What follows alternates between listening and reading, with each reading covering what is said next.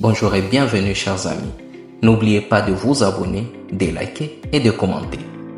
Aujourd'hui, nous allons explorer la Saint-Valentin, célébrer le 14 février, une fête dédiée à l'amour. Bien que beaucoup la considèrent comme une célébration des amoureux romantiques, nous nous interrogeons, est-elle exclusivement réservée aux partenaires romantiques? De plus, est-elle païenne ou chrétienne?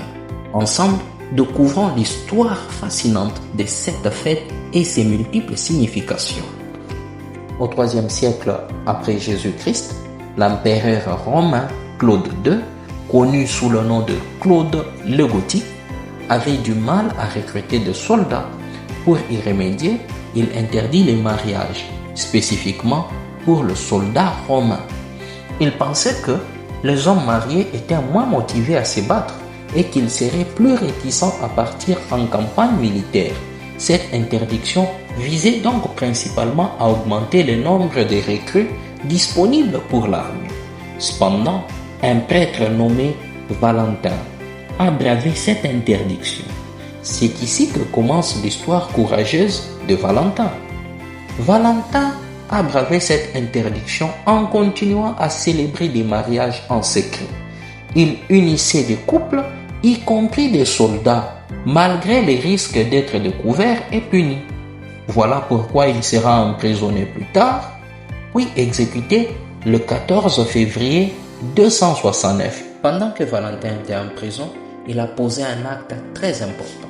Écoutez, il était sous la garde d'un geôlier nommé Astérus. Astérus lui demanda une faveur, c'est-à-dire guérir sa fille aveugle, nommée Julia. Et effectivement, Valentin guérit la fille et lui écrit une lettre signée Ton Valentin. Ce geste touchant a donné naissance à une tradition romantique durable, renforçant ainsi l'image de Valentin en tant que symbole de l'amour véritable. Alors, vous pouvez vous demander pourquoi est-il considéré comme héros d'amour? La première raison est que son courage face à la persécution. Il a risqué sa vie pour défendre le droit à l'amour. Deuxièmement, défense de l'amour sacré. Valentin a célébré des mariages, affirmant ainsi le droit d'aimer librement. Alors, quand vous voyez les deux points que nous venons d'énumérer, ça prouve totalement pourquoi il est considéré comme un héros d'amour. Alors, avant de répondre aux deux questions qu'on s'est posées déjà en introduction, j'aimerais donner mon point de vue. J'admire cet homme, le prêtre Valentin. Il a vécu sa foi chrétienne, parce que Jésus-Christ dit, il n'y a pas de plus grand amour que celui de donner sa vie pour ses amis, premièrement. Deuxièmement, en tant qu'un prêtre catholique, il sait bien que le mariage est un sacrement. Voilà pourquoi il l'a défendu jusqu'à son dernier souffle. Ce prêtre, je le loue et je l'admire. La première question qu'on s'est posée est celle de savoir, est-ce que la Saint-Valentin est réservée aux amours romantiques seulement? En réalité, elle peut être célébrée de nombreuses manières, incluant l'amitié et les relations familiales. Est-ce une fête païenne ou chrétienne? À vous de répondre dans les commentaires, parce que vous avez suivi l'histoire quand même avec nous.